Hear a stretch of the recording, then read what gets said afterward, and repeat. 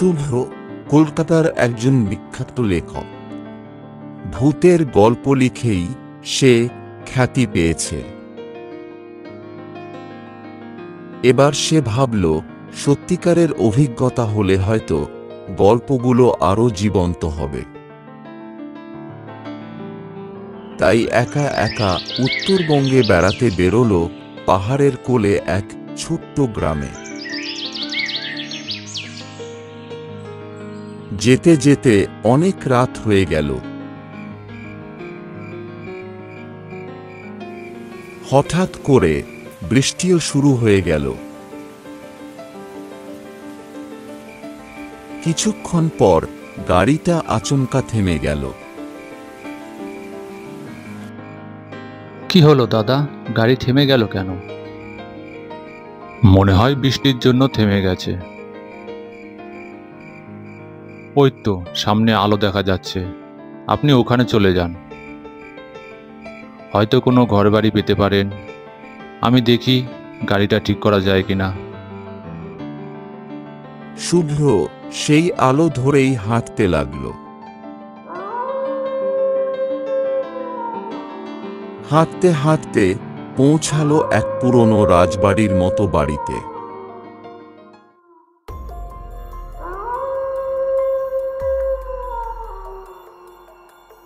বাহ, বাড়িটা তো খুব সুন্দর।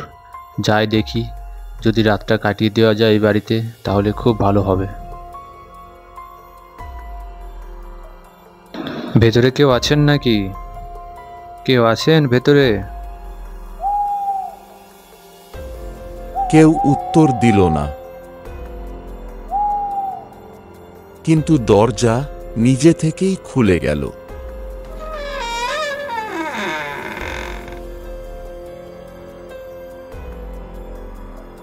তারপর সে ভেতরে প্রবেশ করল।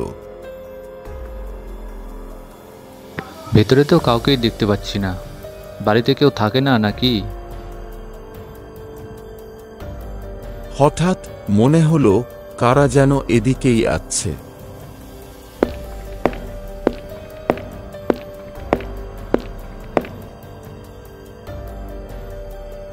কিন্তু কাউকে দেখা যাচ্ছে না। শুভ্রর কণ্ঠ শুকিয়ে গেল। এমন সময় হঠাৎ বিদ্যুৎ চমকালো।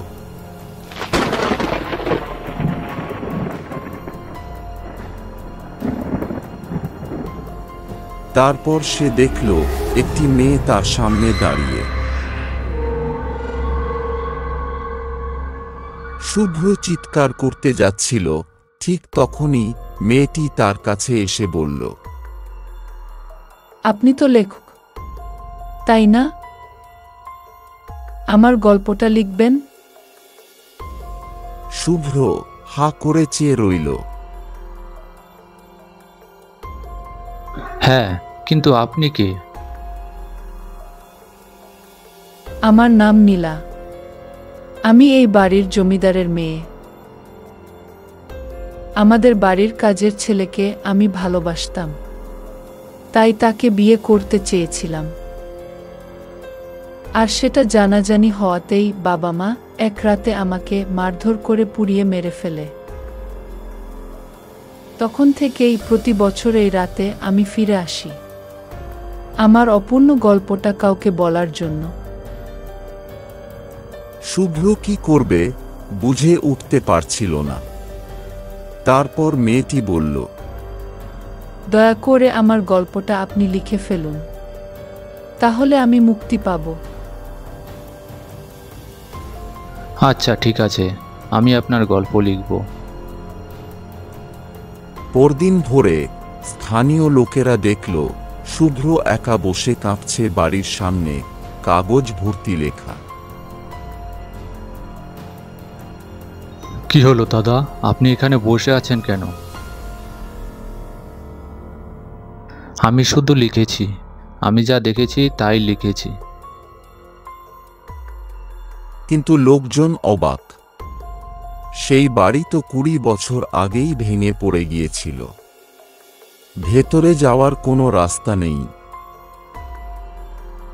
শুভ্রর খাতায় লেখা ছিল, বৃষ্টির রাতে কেউ যদি তার অপূর্ণ কথা শোনে তাহলেই সে শান্তি পায়।